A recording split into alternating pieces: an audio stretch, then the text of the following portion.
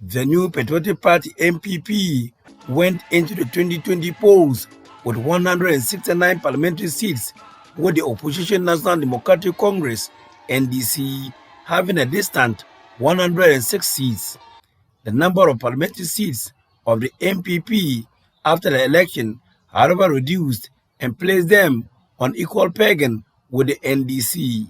Both parties have 137 apiece, with an independent candidate who later decided to join the NPP side. Former Tamale Mayor and NPP General Secretary hopeful Idris Musa Superior, in an interaction with the media in Wa, described the performance of the party in the last election as abysmal and laid the blame squarely on the leadership of the party. He opined that the challenge that the government is going through to pass the e-levy would have been a thing of the past if they did not lay back and displayed incompetence. They are disappointing and they should not be replaced. They've made us lose 169 our membership in parliament reduced from 169 to 137. 32 members of our parliament got sacked. Today, we want to pass an important financial document to get more money for our country, to do good things for our country. Our effort is being frustrated, deliberately frustrated every day by this incompetent bunch of people. I mean, we shouldn't accept that. So if we had 169, I mean, e-levy discussion would have been history.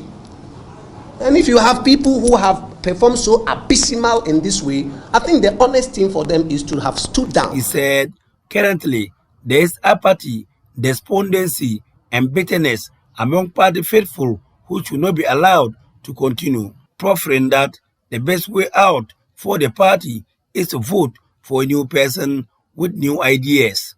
So we need somebody with fresh energy, fresh ideas, somebody who is innovative and can remobilize or re-recruit. Our people, some of them are bitter. I've just spoken to the regional executive, and the stories I've heard today confirms my agenda, confirms this crusade that I'm pursuing to become the general secretary. We've got to be able to complete a narrative that is incomplete. And the narrative is that, oh, we have one power, number one. Number two, we are delivering as a government. But the third one must complete the story. There are people, over 180,000 people led the frontline work to be able to produce over 6 million votes for us. The 180,000 people, what are they doing for them? It's poor leadership, inefficiency. I mean, if you have a national executive, your job is not only to win election, but to look after the party after you have won election.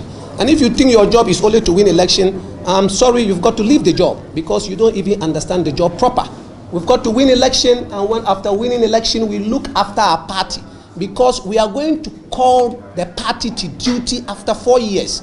And if you leave the party unattended to, you disregard the party, after 4 years, you go back to them for another election, you are going to have the party operate at half strength. Reporting for J News, Rafik Salam.